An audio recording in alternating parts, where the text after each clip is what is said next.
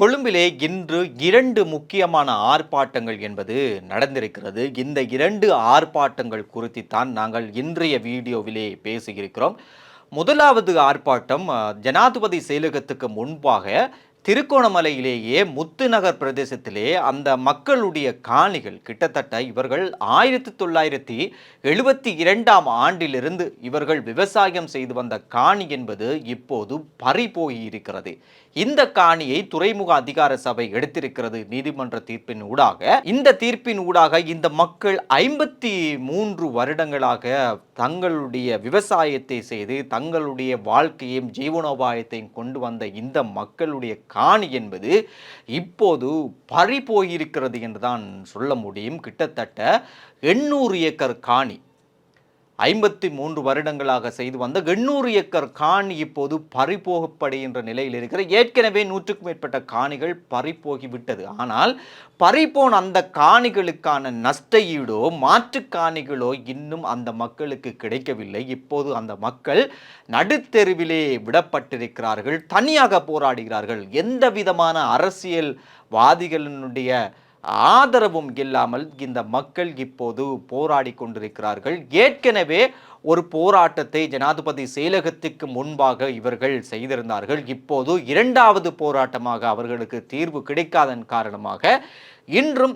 ஜனாதிபதி செயலகத்துக்கு முன்பாக இவர்கள் ஒரு போராட்டத்தை நடத்தியிருந்தார்கள். இந்த போராட்டம் இன்று நடந்த வேளையில் இன்னும் ஒரு போராட்டமும் இன்று நடந்தது.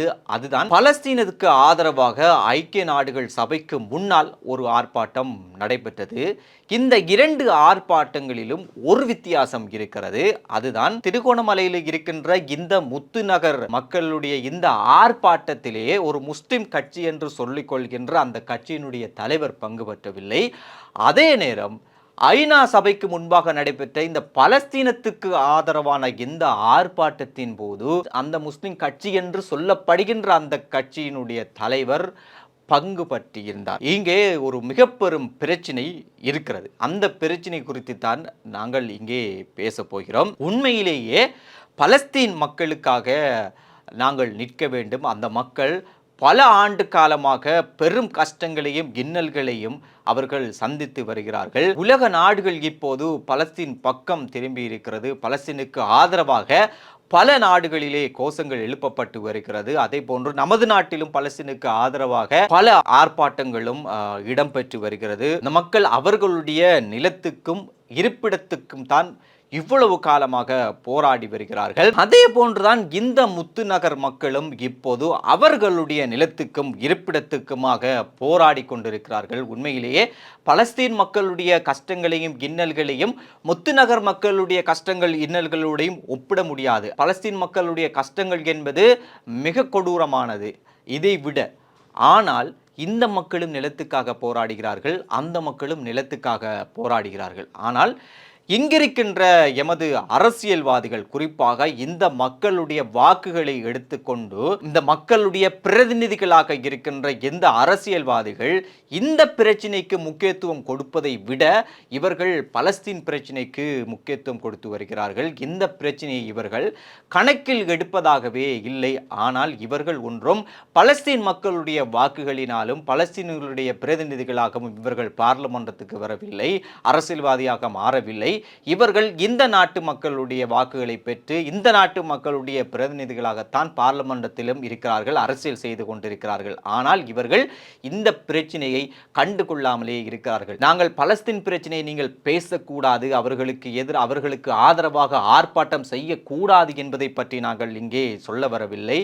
அது கட்டாயம் செய்யப்பட வேண்டும் என்பதை நாங்கள் மீண்டும் அழுத்தம் திருத்தமாக சொல்லுகின்றோம். ஆனால் அதை விடவும் முக்கியமாக பொறுப்பு என்பது இந்த பிரச்சனைகளே இருக்கிறது.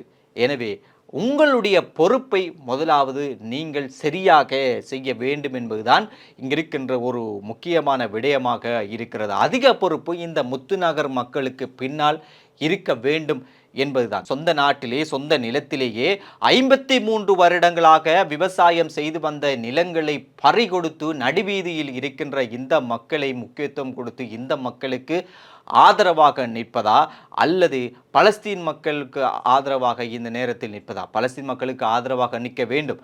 அது கூடிய பொறுப்பு என்பது இங்கேதான் இருக்கிறது என்பதைத்தான் நாங்கள் சுட்டிக்காட்ட வேண்டியிருக்கிறது. இங்கே முஸ்லிம்களையும் முஸ்லிம் கட்சிகள் என்று சொல்கின்ற கட்சிகளையும் நாங்கள் குறிப்பிட்டு பேசுவதற்கு ஒரு முக்கியமான காரணம் இருக்கிறது. அதுதான் இந்த முத்துநகர் பிரச்சனையிலே பாதிக்கப்பட்ட 90% முஸ்லிம்கள் என்பதுதான். இதன் காரணமாகத்தான் நாங்கள் முஸ்லிம் கட்சி என்று சொல்கின்ற கட்சிகளை நாங்கள் சுட்டிக்காட்டி பேசுகின்றோம். அதே நேரம் முஸ்லிம்கள் என்ற பெயரில் இருக்கின்ற சிவில் அமைப்புகளையும் நாங்கள் சுட்டிக்காட்ட விரும்புகின்றோம். நாளை கூட மிகப்பெரிய ஒரு பலஸ்தீனத்துக்கு ஆதரவான ஆர்ப்பாட்டத்தை பல அமைப்புகள், பல சிவில் அமைப்புகள் ஏற்பாடு செய்திருக்கிறார்கள். இதிலே பல முஸ்லிம் சிவில் அமைப்புகளும் இதற்குள்ளே இருக்கிறது.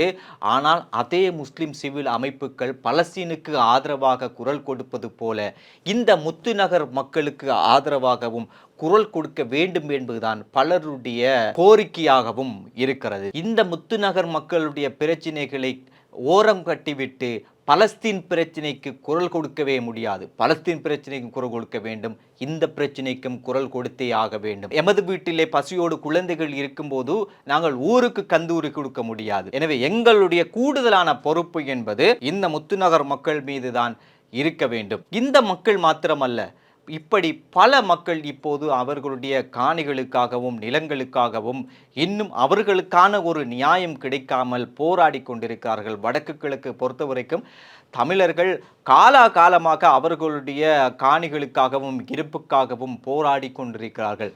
எனவே அந்த மக்களுக்குமான ஒரு நியாயம் கிடைக்க வேண்டும். இந்த மக்களுக்கும் இலங்கையில் இருக்கின்ற அனைவரும் தங்களுடைய இனம், மதம் எல்லாவற்றையும் ஓரங்கட்டிவிட்டு இந்த நிலம் இருப்புக்காக குரல் கொடுக்க வேண்டும், அரசாங்கத்துக்கு அழுத்தம் கொடுக்க வேண்டும் என்பதுதான் பலருடைய கோரிக்கையாகவும் இருக்கிறது. எது எப்படியோ இந்த முத்துநகர் பிரச்சனையிலே இன்னும் ஒரு விடயத்தை இந்த விடயத்திலே நாங்கள் ஞாபகப்படுத்த வேண்டும். அதுதான் இந்த போராட்டத்துக்கு முன்னுக்கு நிற்கின்ற ஒருவர் தான் சைலா டீச்சர் என்கின்ற ஒரு டீச்சர்.